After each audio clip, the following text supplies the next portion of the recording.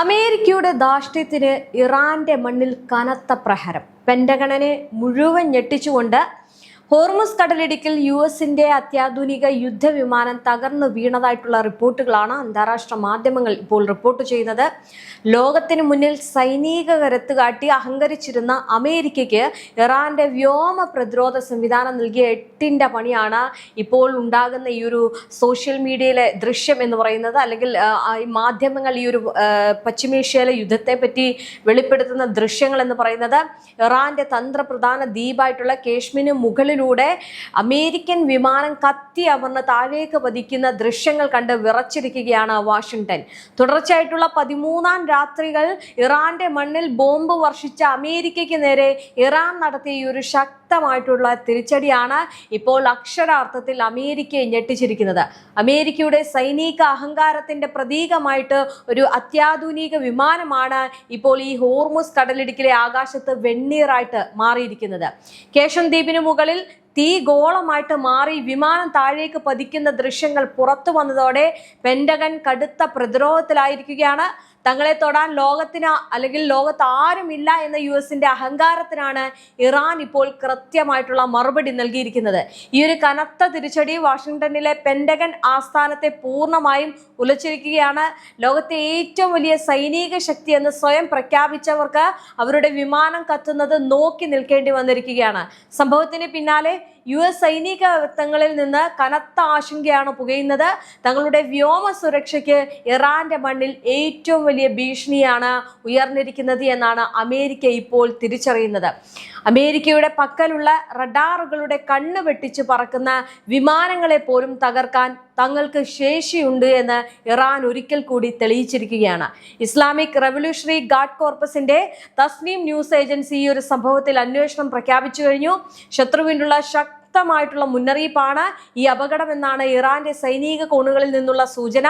തകർന്നു വീണത് കോടികൾ വിലമതിക്കുന്ന അമേരിക്കയുടെ അത്യാധുനിക MQ-9 റീപ്പർ ഡ്രോൺ ആണെന്നാണ് പ്രബലമായിട്ടുള്ള റിപ്പോർട്ടുകൾ സൂചിപ്പിക്കുന്നത്.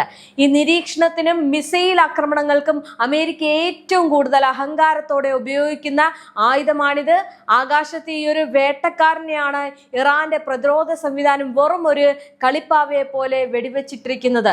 തുടർച്ചയായിട്ട് 13 രാത്രികളിലാണ് അമേരിക്കൻ സെൻട്രൽ കമാൻഡ് ഇറാന്റെ സൈനിക കേന്ദ്രങ്ങൾക്ക് നേരെ വ്യോമാക്രമണം നടത്തിയത്. തങ്ങളുടെ മണ്ണിൽ വന്ന് അക്രമം കാട്ടുന്ന അമേരിക്കയ്ക്ക് 13 രാത്രിയിൽ തന്നെ ഇറാൻ കാത്തുവെച്ച സർപ്രൈസ് ആയിരുന്നു ഈ ഒരു തിരിച്ചടി എന്ന് പറയുന്നത്. തുടർച്ചയായിട്ടുള്ള ആക്രമണങ്ങൾ നടത്തി ഇറാനെ ഭയപ്പെടുത്താമെന്ന യുഎസിന്റെ മോഹങ്ങൾക്കാണ് ഇവിടെ അന്ത്യമായിരിക്കുന്നത്.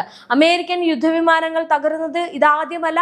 കഴിഞ്ഞ ഏപ്രിൽ മാസത്തിൽ യുഎസിന്റെ കരുത്തന്മാരായിട്ടുള്ള A-10 തണ്ടർബോൾട്ട് F-50E എന്നീ യുദ്ധവിമാനങ്ങൾ തങ്ങളുടെ മണ്ണിൽ വെടിവെച്ചിട്ടതായിട്ട് ഇറാൻ വ്യക്തമാക്കിയിരുന്നു. അന്ന് ആ പരാജയം മൂടിവെക്കാൻ നോക്കിയ അമേരിക്കയുടെ മുഖത്തേറ്റ അടുത്ത അടിയാണ് ഇപ്പോൾ കേശം ദ്വീപിൽ ഉണ്ടായിരിക്കുന്നത്.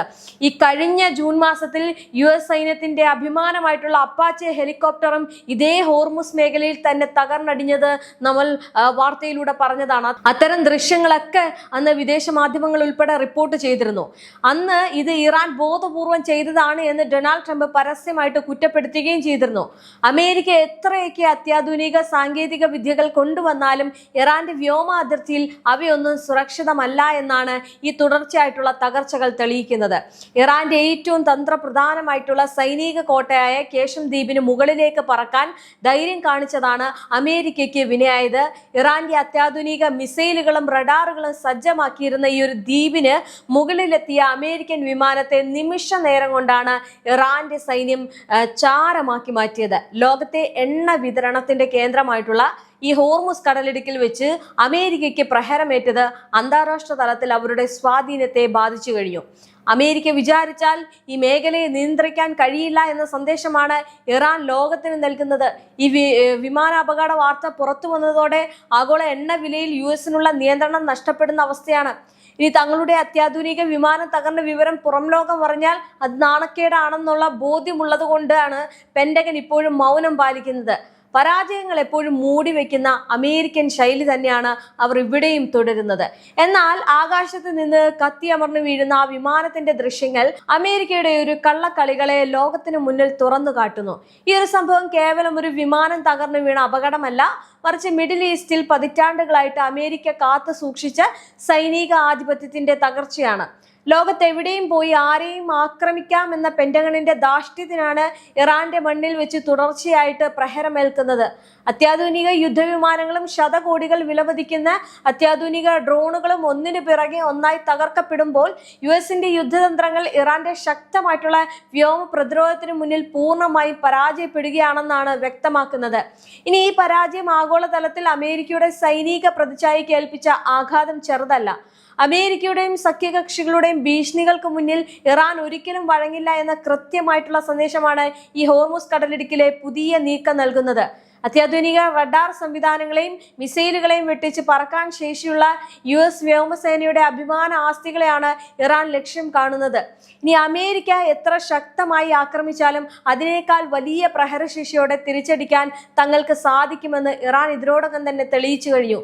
ശത്രുവിന്റെ കോട്ടകളെ പോലും വിറപ്പിക്കാൻ പോകുന്ന മിസൈൽ സാങ്കേതിക വിദ്യയാണ് തങ്ങളുടെ പക്കലുള്ളത് എന്ന് ഇറാൻ ഓരോ തവണയും ലോകത്തെ ബോധ്യപ്പെടുത്തുകയാണ്. തുടർച്ചയായിട്ടുള്ള ഈ ഒരു യുദ്ധങ്ങൾ അമേരിക്കയ്ക്ക് ഉണ്ടാക്കുന്നത് ഭീമമായിട്ടുള്ള ഒരു സാമ്പത്തിക ആയുധ നഷ്ടങ്ങൾ കൂടിയാണ്.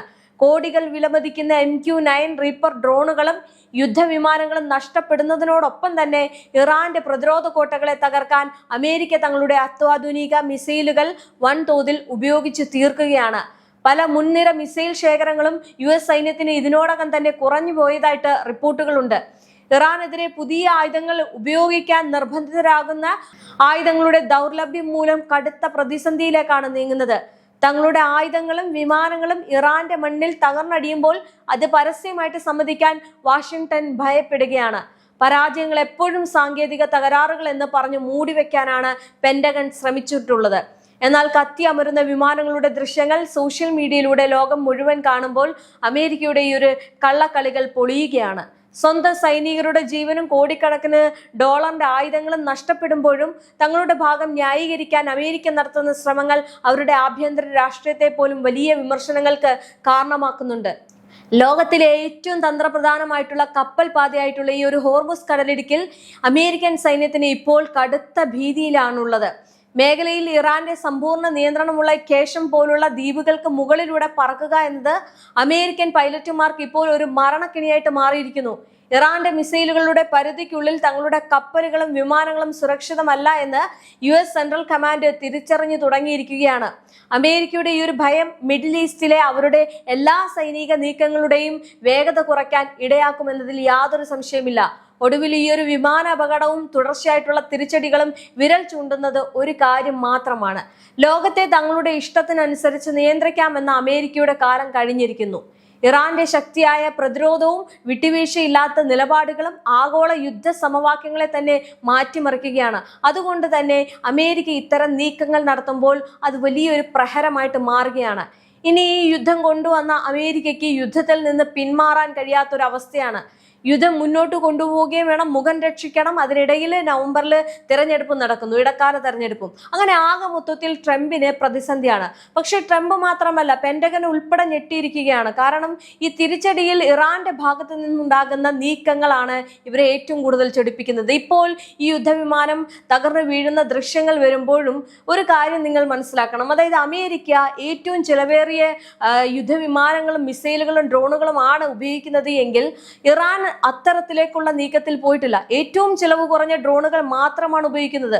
അതിനർത്ഥം അവരുടെ കയ്യിൽ ഏറ്റവും വില കൂടിയ ഡ്രോണുകളോ അല്ലെങ്കിൽ മിസൈലുകളോ യുദ്ധവിമാനങ്ങളോ ഇല്ല എന്നല്ല. ഒരു ഭൂഗർഭ മിസൈൽ തന്നെയുണ്ട്. 50 അടി താഴ്ചയിലുള്ള ഒരു മിസൈൽ സിറ്റി തന്നെയുണ്ട്. ആ സിറ്റിയിൽ നിന്ന് കുറേശ്ശെ ഈ ഉറുമ്പ് ഭക്ഷണം ശേഖരിക്കുന്നത് പോലെയാണ് ഇറാന്റെ നീക്കം എന്ന് പറയുന്നത്. അതായത് കുറേശ്ശെ ശേഖരിച്ച കാര്യങ്ങൾ കുറേശ്ശെയായിട്ട് എടുത്ത് പ്രയോഗിക്കും. അവസാനം ഒരു വലിയ നീക്കം ഉണ്ടാകും. അതായിരിക്കാം ഒരു പക്ഷേ ഇറാൻ കരുതി വെച്ചിരിക്കുന്നത്. കാരണം ഇറാൻ ഇപ്പോൾ അമേരിക്കയെ പൂർണ്ണമായിട്ടും തളർത്തുകയാണ്. നമുക്കറിയാം, ഒരു ഗുസ്തി മത്സരത്തിൽ 2 പേർ തമ്മിൽ ഇടിക്കുമ്പോൾ ഒരാളെ മാക്സിമം തളർത്തി കഴിഞ്ഞാൽ പിന്നീട് രണ്ടാമത്തെ ആള് അതിശക്തിയായിട്ട് വന്ന് ഇടിച്ചു കഴിഞ്ഞാൽ താഴെ വീഴും എന്നുള്ളൊരു കാര്യമുണ്ട്. അതുപോലെ തന്നെയാണ് ഇറാൻ മാക്സിമം അമേരിക്കയുടെ ഏറ്റവും ചിലവേറിയ യുദ്ധവിമാനങ്ങൾ കൊണ്ടും അമേരിക്കയുടെ സമ്മർദ്ദങ്ങളോ അല്ലെങ്കിൽ അമേരിക്കക്കെതിരെ സമ്മർദ്ദങ്ങൾ ഉണ്ടാക്കുകയും അങ്ങനെ മൊത്തത്തിൽ പ്രശ്നം ഈ ഒരു യുദ്ധം വഷളാക്കിക്കൊണ്ട് അമേരിക്കയെ തളർത്തുകയാണ്. അങ്ങനെ തളരുന്ന അമേരിക്കയും ഞെട്ടുന്ന പെന്റഗണിനെയുമാണ് ഇപ്പോൾ കാണുന്നത്. ആ ഒരു നീക്കത്തിലൂടെ ഇറാൻ മുന്നോട്ട് പോകുമ്പോൾ വരാനിരിക്കുന്ന യുദ്ധം ഏത് ഘട്ടത്തിലേക്കായിരിക്കും കൊണ്ടുപോകുക എന്നത് ആർക്കും പ്രെഡിക്റ്റ് ചെയ്യാൻ പറ്റത്തില്ല. പിന്നെ രണ്ടാമത്തെ കാര്യം എന്ന് പറയുന്നത് ഇറാന്റെ പക്കൽ ഇനിയും ഉപയോഗിക്കാത്ത യുദ്ധോപകരണങ്ങൾ ഉണ്ട്. അതായത് ആയുധങ്ങളുണ്ട്, മിസൈലുകളുണ്ട്, ഒരു മിസൈൽ സിറ്റി തന്നെയുണ്ട്. അപ്പോൾ ഇത്തരത്തിലുള്ള കാര്യങ്ങൾ അവരുടെ പക്കലുള്ളത് കൊണ്ട് ഏത് നിമിഷം എന്തൊക്കെയായിരിക്കും സംഭവിക്കുക, ഏതൊക്കെ മിസൈലുകളായിരിക്കും തൊടുത്തുവിടുക എന്നൊന്നും തന്നെ അറിയാൻ കഴിയില്ല. ഒരൊറ്റ കാര്യം ഉറപ്പാണ്, ഈ യുദ്ധം നിർത്തുന്നത് എന്തായാലും ഇറാൻ തന്നെയായിരിക്കും.